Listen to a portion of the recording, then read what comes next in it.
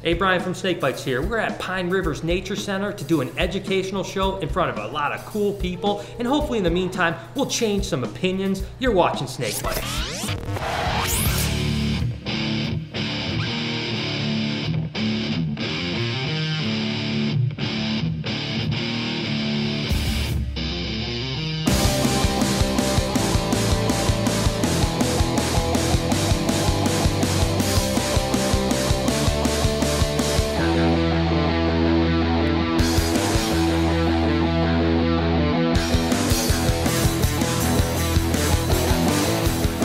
My name is Brian. I actually breed snakes for a living. And my name's Kevin. I work for the RESA, which owns the Nature Center. I just personally have reptiles. I keep a collection at home, and reptiles are kind of my hobby. We kind of partnered up today to bring our collection to you, show you some of the animals that we have. You guys ready to get started to see some reptiles? Yeah. All right, let's do it. This is a corn snake. They are from the eastern United States, basically from New Jersey, south down to Florida, and as far west as Texas. And these are great animals in the sense that they're really probably the most popular pet snake. The truth is, it's really a docile animal, and this is as full grown as they get.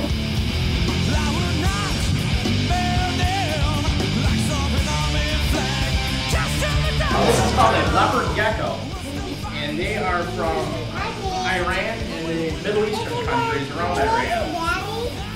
They're a nocturnal animal, and they're a really great pet. They're a very docile animal, great pet for beginner people that are looking to get a lizard.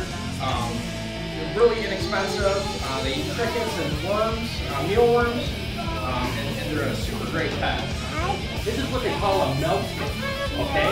Now, coral snakes are venomous and can be deadly, right? And I don't think I'd be holding a snake like this if it was deadly. Well, maybe I would, but I shouldn't be. And the saying goes, red next to black is a friend of Jack. The opposite is red next to yellow is a deadly fellow. So red next to black is a friend of Jack, red next to yellow is a deadly fellow. So the point is if you ever see something like this out in the wild and you're in some exotic area, you probably want to stay away from it anyway. You know, most snakes in the wild you really don't want to mess with unless you kind of know what you're doing. And it's certainly something that's this vibrant you don't want to. This is a Madagascar Hisking cockroach.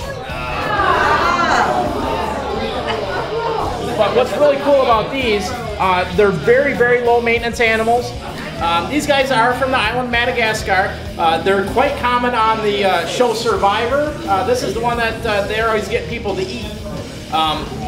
But these are natural vegetarians. They eat, you know, what I feed them at home is greens and vegetables like carrots, zucchini, squash. They absolutely love apples. I can put an apple in there and they'll eat everything except the waxy peel on it. This is an emperor scorpion. It's an African scorpion, and this is actually one of the largest scorpions in the world. The main reason that I'm wearing gloves is not because I'm afraid to get stung, because the sting actually for this scorpion is actually very, very non-toxic to humans. It is poisonous, but it'd be comparable to a bee sting.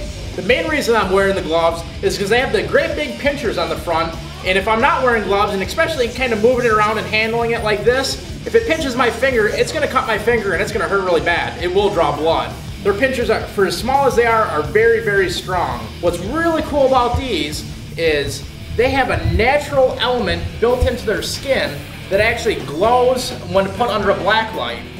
How in the wild, when researchers are looking for scorpions, they actually go out with black lights and shine the black lights to find these scorpions. You kind of see, it glows a neon green, much brighter than anything else. It has that natural keratin in the skin and in its shell that actually glows. Yeah, don't get too close.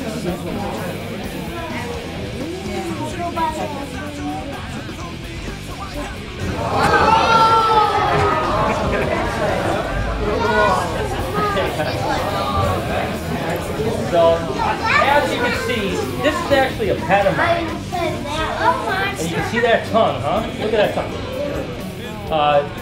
This is actually Blue. Say hi to Blue, everyone. Hey, Blue. Hi, what's up, man? And so when I say I don't like lizards, it's really not true. I love my lizard Blue. He's my pet. And he's a really great animal. This is about as big as he gets. He's not quite 3 years old yet. You said it was a baby!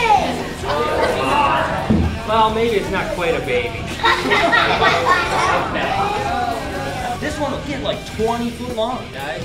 And it'll literally get a couple 100+ pounds. This is actually the same snake that I told you about, Baby, that 400-pounder that was named Baby. This is the same snake, but in albino. And again, this is one last example of camouflage and protection. This animal wouldn't be very camouflaged in the wild, would it? No, it stands out. It's like sunshine or something like that.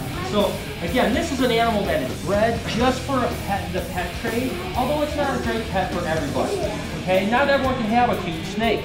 These guys will eat rabbits and all kinds of other stuff, even small pigs. Okay, now this guy's a really, really strong animal. I would love you guys to get a chance to take a look at it. And I'm thinking we might want to just have you guys kind of come up and come over here. That might be the best way. If you guys want to do it real quietly, real calmly, I'll make sure its head's on this side, and you guys can take a look at it.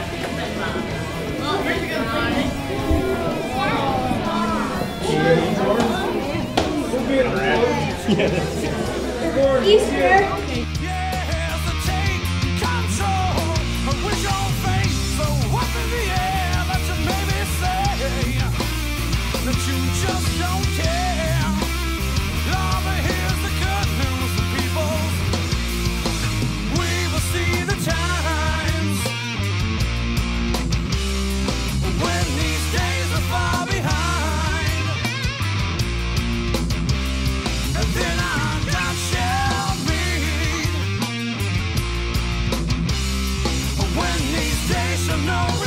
I thought it was very informative, very interesting. I enjoyed seeing the different types of animals that were presented.